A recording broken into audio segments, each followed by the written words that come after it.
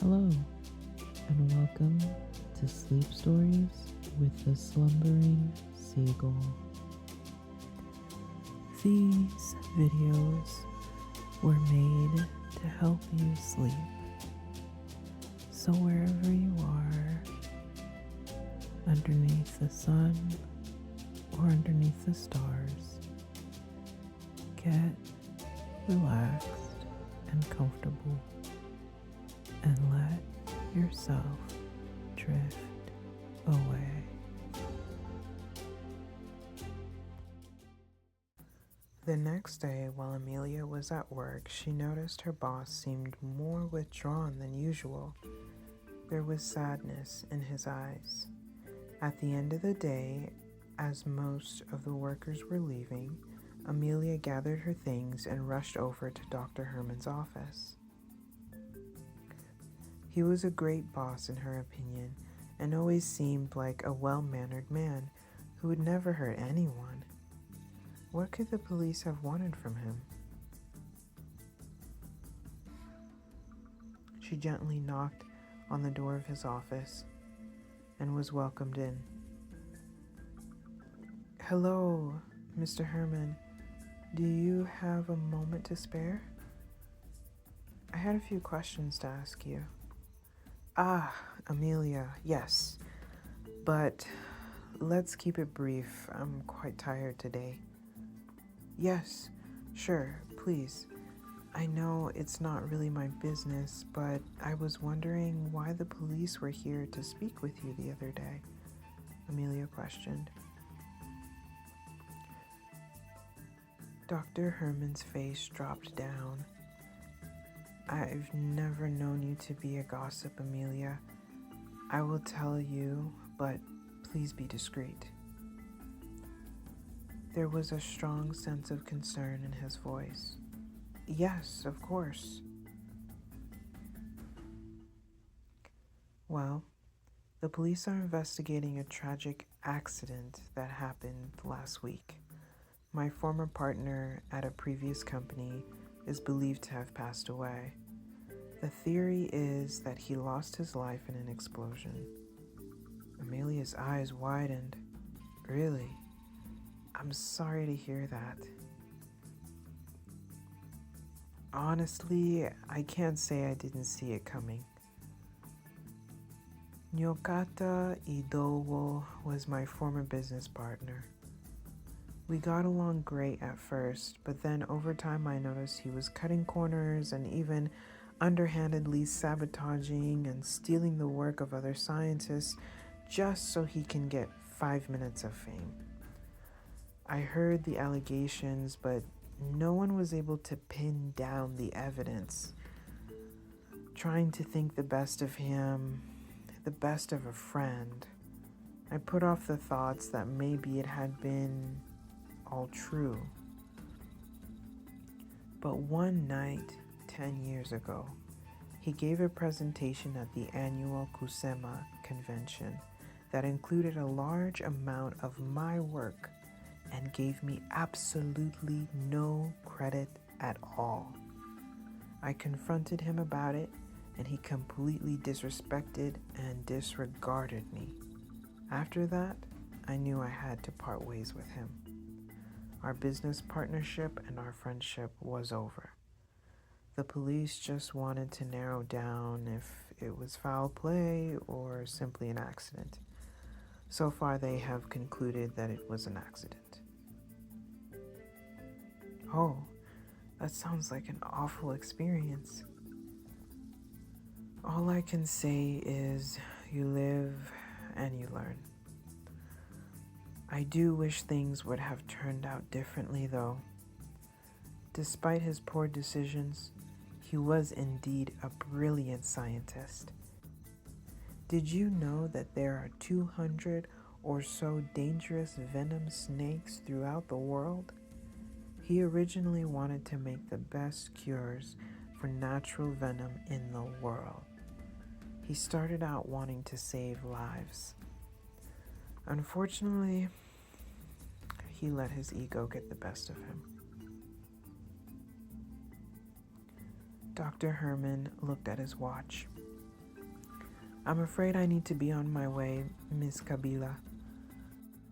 You've done great work all year. You're a valued member of this association. Keep up the good work, and I will see you on Monday. They both stood up. Amelia, one more thing. Yes? I'll be making the announcement on Monday morning, but we may only have enough funds to keep this place running for hopefully one more year. Most of our funding comes from charities, but our donors have not been giving as much as in the past. So I will do everything in my power to hold off the closure, but that is another thing that has been weighing very heavily on my mind. I'm so sorry to drop bad news on you, Amelia. His eyes began to well up with tears. All you have to do is ask, and I will write you as many recommendation letters as you wish. Blessings to you.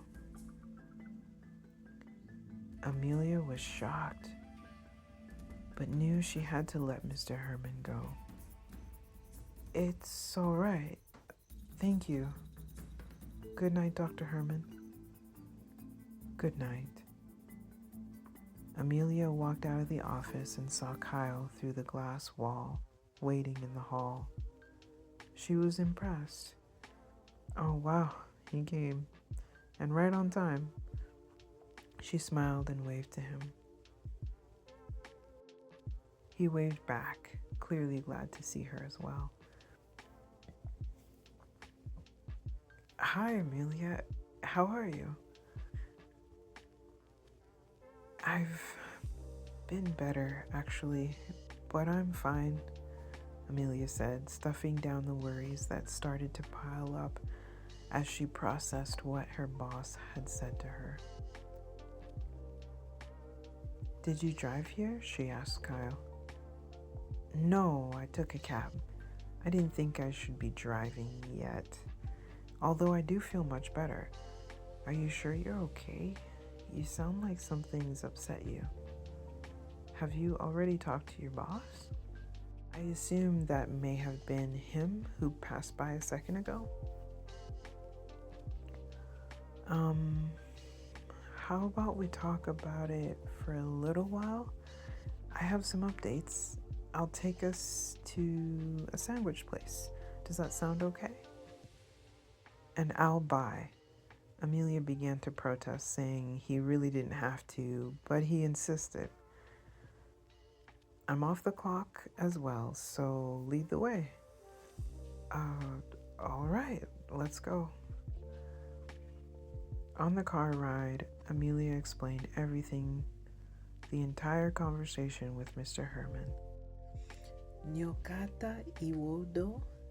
I've never heard of him, but he sounds like a shady character for sure.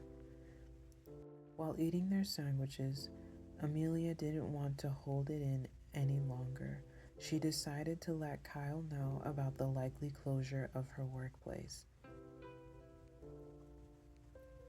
I've been working there for 3 years now, and it doesn't even feel like work. It's just been like being with family. My father worked on the renovations for our current lab a little while before retiring. He would say the same thing. He encouraged me to apply after I finished school, and I'm so thankful I did. There's so much good done for the community and the wildlife there, Amelia explained. Her heart ached at the idea of the nonprofit closing down. Kyle didn't like seeing Amelia look so gloomy. Well, if you wanted, I could put in a good word for you at FLI. I believe they would gladly welcome an additional staff member from Congo. Your perspective would be incredibly valuable. Amelia's eyes lit up. Oh, I would appreciate that very much, Kyle. I mean, when you think about it, we basically have the same objectives. Kyle was delighted to see a look of hope in Amelia's eyes. Okay, just let me know. Amelia's phone went off. Kwame, hey. The look on her face changed from hopeful to serious. What? Wait a minute, slow down. Okay, I'll be there as soon as I can. She hung up. Kyle, I have to go. There's something wrong happening in Zamani village. Okay, can I go with you? Are you sure, Kyle? You must be tired. I'd just be sitting around worried about you and the village if I went back to the hotel anyways. Okay, I have to stop by the lab and then we can head over there. They arrived at Zamani village. It wasn't the lively village it once was. No one was out. Sounds of crying were coming from multiple houses. The only activity was at the village clinic, where people were even lined up out the door in stretchers. What is going on here? Amelia said to a man standing by his wife, who was lying on a stretcher. Are you a doctor? My wife is so sick. I think it's starting to hit me too. We don't know where the sickness came from, but it has affected almost everyone. What should we do, ma'am? He pleaded. I will do everything I can to help. No, I'm not a doctor, but I may be able to help. I just need to get inside the clinic. Okay, God bless you. Thank you so much, he said, holding tight to his wife's hand. This looks a lot like the symptoms you had, Kyle, don't you think? Out of the corner of her eye, she noticed that Kyle had rushed over to a small boy on a stretcher. She followed him to tell him that she would be going into the clinic to start administering the same cure if they gave her permission, but it would be more credible if Kyle could at least testify to his drastic recovery. When she caught up with Kyle, he had tears pouring down his face as he prayed over little Zeze. Zeze's father was with him and looked grateful for the prayer. Kyle stood up from kneeling and wiped the tears from his face. Kyle, Amelia said softly, I think I can help. Please come with me to help convince the doctors to allow me to administer what I think could cure them. Oh, yes, of course. He regained his focus. Let's go. They made it inside the hospital and spoke with the head doctor. He was hesitant, but Amelia's intellect was undeniably high for being so fresh into her field. Okay, everyone who tries it must sign a waiver. You can stay in the medical staff dorm while we observe each patient for at least 2 hours. After that, if they are stable, you can start sending more people home. We can use the community center as an observation area. I'll send your work to 4 major hospitals and request a delivery of replicas as soon as possible if you agree to me doing so. Yes, go ahead, doctor. They all worked as a team. Amelia had enough of the cure made to give to 50 people, including Zeze. The clinic was able to make more replications, but the process was slow. They worked all through the night, switching off with each other, and all doing the best to help as many as possible. There was about 700 people living in Zamani village, and they were able to cure half. Joy rushed over Kyle as he watched people, in a sense, come back to life right before his very eyes, especially Zeze. Kyle and Zeze embraced once his strength came back to him. Monsieur O'Sullivan, you're alive! Zeze looked up. Thank you, God. Oh, I'm sorry to have worried you, Zeze. Yes, I'm okay. I'm just so happy that you're okay. I have to go home, but I hope to see you again soon. Okay, Zeze. See you later, buddy.